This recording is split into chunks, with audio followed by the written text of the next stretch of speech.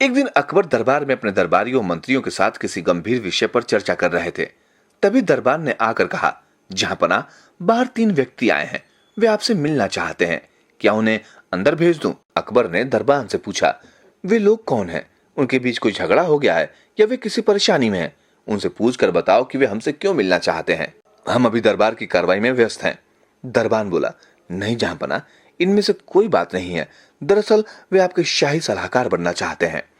अकबर ऐसी बात सुनकर चकित रह गए। उन्हें अच्छी तरह पता था कि किसी व्यक्ति की अक्लमंदी और चतुराई की परख कैसे की जानी चाहिए।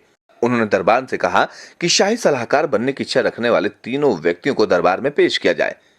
तीनों व्यक्तियों ने दरबार में आकर बादशाह को सलाम किया।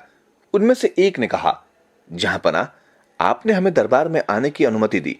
आपकी बड़ी मेहरबानी है। दरअसल हम आपके शाही सलाहकार बनने की इच्छा से यहाँ आए हैं। अकबर ने पाया कि वे तीनों अपनी अक्ल के घमंड में चूर थे। उन्होंने तय किया कि वे तीनों को सबक सिखाएंगे। वे बोले, आप सब यहाँ शाही दरबार का हिस्सा बनने के लिए आए हैं, परंतु केवल आपके चाहने से ऐसा नहीं होगा। मैं आप तीनों को एक चुनौती दूंगा और उसे आप तीनों को पूरा करके दिखाना होगा। अब आप ये रेशमी कपड़ा लें और मुझे इससे पूरी तरह से ढक दें। याद रखें कि कपड़ा मुझे पूरी तरह से ढक ले। अकबर ने उन्हें एक रेशमी कपड़ा दिलवाया। पहले व्यक्ति ने जहांपना को ढकना चाहा तो उसने पाया कि वो कपड़ा तो छोटा था। उसने कपड़े को फैलाना चाहा, पर यह संभव नहीं हुआ। तभी दूसरा व्यक्ति आगे आया। उसने भी अपनी ओर से हर तरह से प्रयास किया, वो भी सफल नहीं हो सका। तीसरे व्यक्ति की तिकड़म भी किसी के काम नहीं आई। वे तीनों ये इतना आसान सा काम नहीं कर सके। फिर अकबर ने बीरबल को बुलवाया।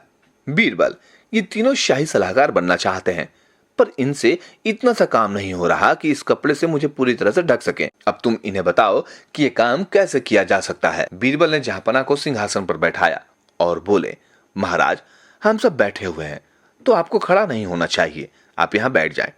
जब अकबर बैठ गए तो बीरबल ने उसी कपड़े से उन्हें पूरी तरह से ढक दिया। अब उन्हें ढकने में कोई परेशानी नहीं हो रही थी। अकबर ने उन तीनों व्यक्तियों से कहा, ऐसी बुद्धि पाना आसान नहीं होता। ये सब इतना सरल नहीं जितना देखने में लगता है। अब आप समझ गए होंगे कि बीरबल आज इस स्थान पर क्यों है और आप लोग क्यों नहीं हैं। वे तीनों व्यक्ति अपना सा मुंह लेकर दरबार से लौट गए और अकबर को बीरबल ने बहुत सारे उपहारों के साथ विदा दी।